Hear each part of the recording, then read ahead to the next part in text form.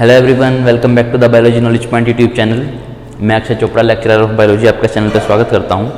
तो बच्चों, आज के इस लेक्चर में हम कवर करेंगे आरबीसीज के बारे में। इससे पहले लेक्चर में हमने कवर किया था प्लाज्मा, ठीक है।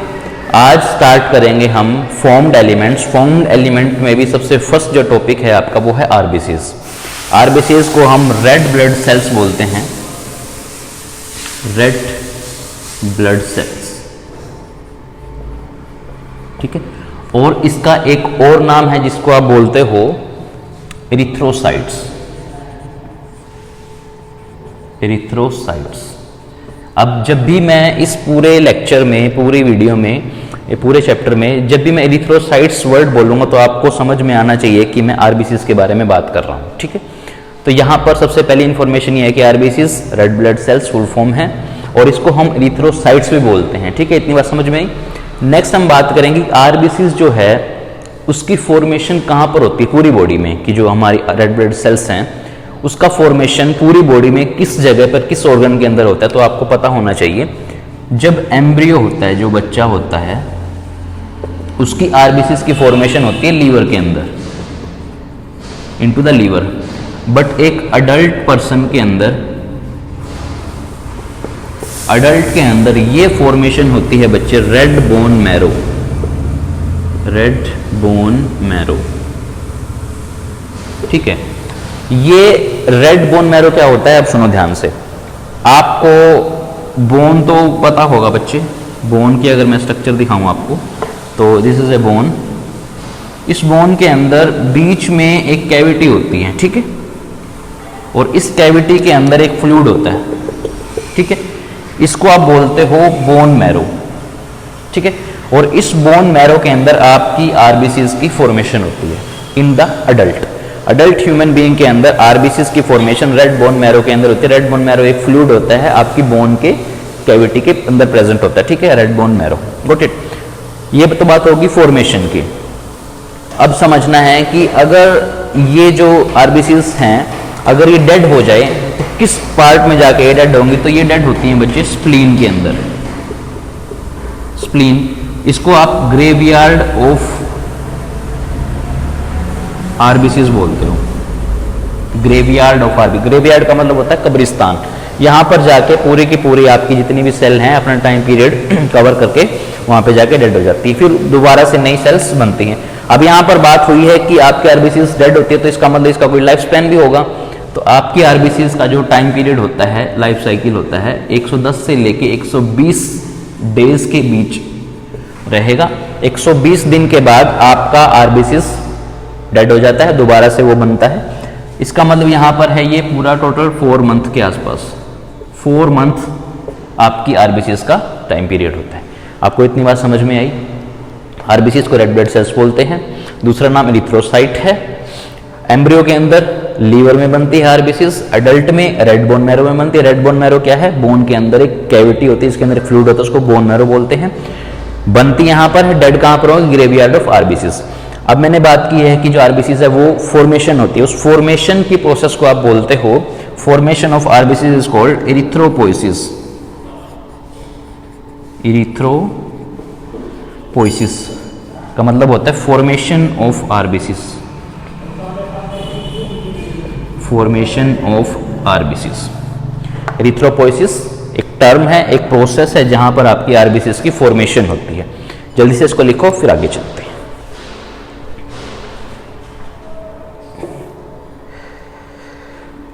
हो गया बच्चे, नेक्स्ट चलते हैं अब हम।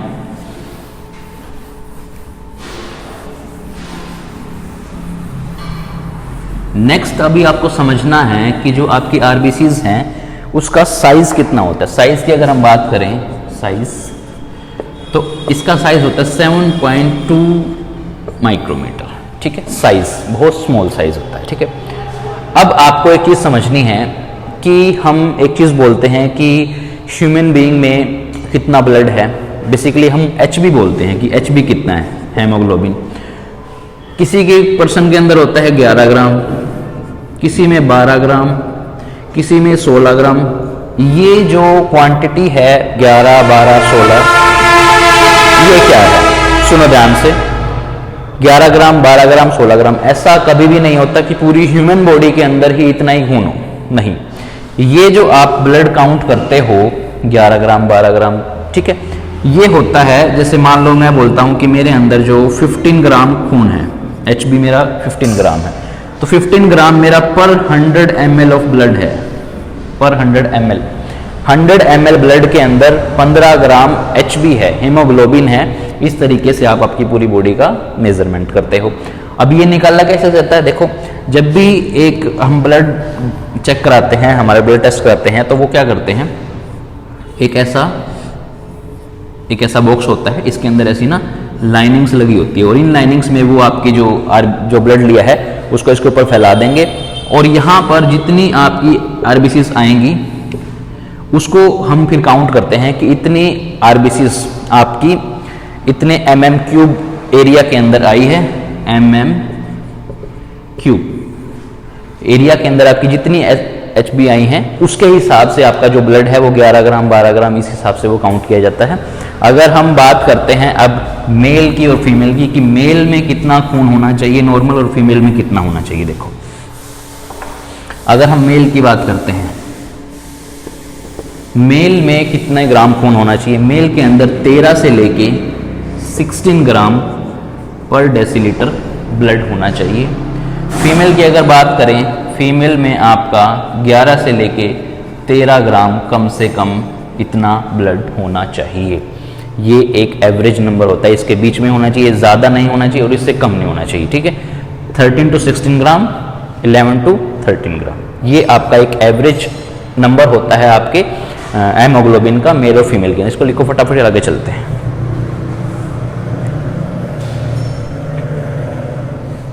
इतना हो गया बच्चे। अब हम बात करेंगे शेप की। RBCs की जो शेप है, ठीक है, जो ह्यूमन बीइंग होते हैं हमारे अंदर, इसकी शेप होती है कनकेव, ठीक है, कनकेव ह्यूमन बीइंग के अंदर। लेकिन कैमल की अगर हम बात करें, कैमल की, तो उसमें ओवल शेप की आपकी RBCs होती हैं, हमारे में राउंड भी हो जाती हैं, कनकेव एंड राउंड, लेकिन कैमल में आपकी ओवल शेप की RBCs प्रेजेंट होती है। इसको लिखो फटाफट।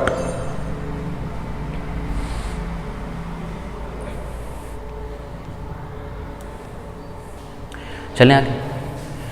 अब हम बात करेंगे कि जो आपका RBCs है उसका नंबर कितना होना चाहिए, ठीक है।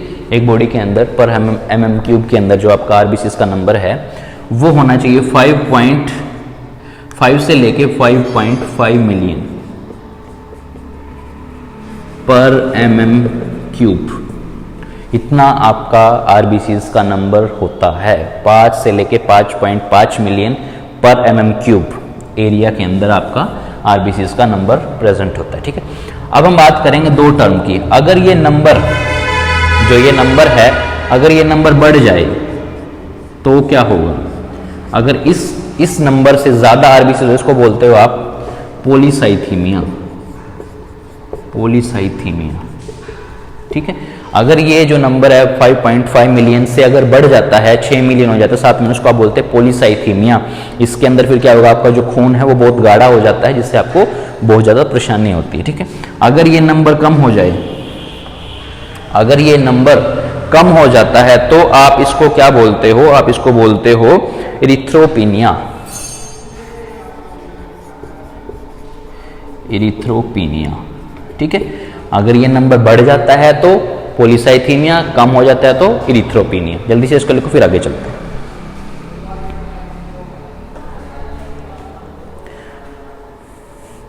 चलो, अब मोस्ट इंपॉर्टेंट चीज आपको समझनी है, आपकी जो RBCs होती है उसके पास कोई भी न्यूक्लियस नहीं होता, no nucleus, without nucleus RBCs होती है। यहां पर कोई नो एंडोमेम्ब्रेन सिस्टम, इसमें कोई एंडोमेम्ब्रेन सिस्टम भी नहीं है, और यहां पर नो माइटोकॉन्ड्रिया, यहां पर कोई माइटोकॉन्ड्रिया भी नहीं। अगर माइटोकॉन्ड्रिया नहीं है तो आपकी जो सेल है वो कैसे रेस्पायर करेगी, रेस्पायर अनएरोबिकली। अगर कहीं पर ऑक्सीजन नहीं है फिर भी आपकी आरबीसीज काम करेगी। ठीक है, जल्दी से इसको लिखो फिर आगे चलते हैं।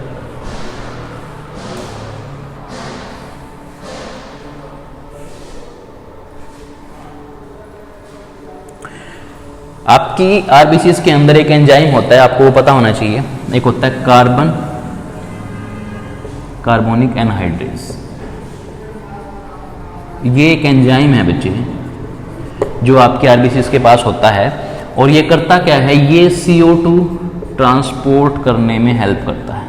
आपने ये पढ़ा होगा breathing and exchange of gases में कि कार्बोनिक एनहाइड्रेज एक एंजाइम होता है जो CO2 को बाइंड भी करता है और CO2 के साथ कॉम्बिनेशन करके CO2 को ट्रांसफर करता है ब्लड के अंदर, exchange of gases CO2 O2।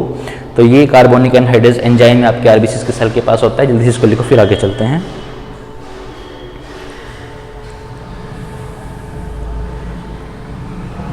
होगा बच्चे, तो ये जो इन्फॉर्मेशन मैंने आपको बताई आरबीसीज के बारे में, मैं इसको एक बार रिपीट करता हूँ। आप आरबीसीज को रेड ब्लड सेल्स बोलते हैं और इसको एक और नाम देते हैं आप इरिथ्रोसाइट्स। ये जब बच्चा एम्ब्रियो फॉर्म में होता है तब ये लीवर में बनती है, अडल्ट होने के बाद ये रेड बोन मैरो में बनती है। रेड बोन मैरो बोन की कैविटी के अंदर एक फ्लूइड है तो उसको बोन मैरो बोलते हो, रेड बोन मैरो। डेड होती हैं स्प्लीन के अंदर, टाइम पीरियड होता है 110 से 120 दिन का। फॉर्मेशन ऑफ आरबीसीज एरिथ्रोपोइसिस, उसके बाद जब मैंने आपको बताया इसका नंबर अगर बढ़ जाता है, नंबर इसकी बात करें 5.5 मिलियन से लेके इतना मिलियन हो सकता है। अगर नंबर बढ़ जाए तो उसको बोलते हो आप पॉलीसाइथीमिया, कम हो जाता है तो इरिथ्रोपिनिया। ठीक है, ये आपकी आरबीसीज के बारे में इंफॉर्मेशन थी। इसके पास कोई न्यूक्लियस नहीं होता, कोई मेम्ब्रेन नहीं है, कोई एंडोमेम्ब्रेन सिस्टम नहीं है, कोई माइटोकॉन्ड्रिया नहीं है। ये नहीं है तो ये रेस्पायर अनएरोबिकली करेंगे, ऑक्सीजन की प्रेजेंस में भी, ऑक्सीजन की एब्सेंस होगी तब भी ये काम करेंगे। यहाँ पर एक एंजाइम होता है कार्बोनिक एनहाइड्रेज जिसको आप CO2 ट्रांसपोर्ट करने में हेल्प करता है। तो this is all about the RBCs. कोई डाउट है तो आप पूछ सकते हैं, कमेंट सेक्शन में आप लिखें, मैं उसको क्लियर करूंगा। फिलहाल आरबीसीज के बारे में इतनी ही इन्फॉर्मेशन। नेक्स्ट लेक्चर में मिलेंगे हम WBCs के बारे में। आप इसको एक बार अच्छे से देख लेना, फिर हम चलते हैं WBCs। Thank you.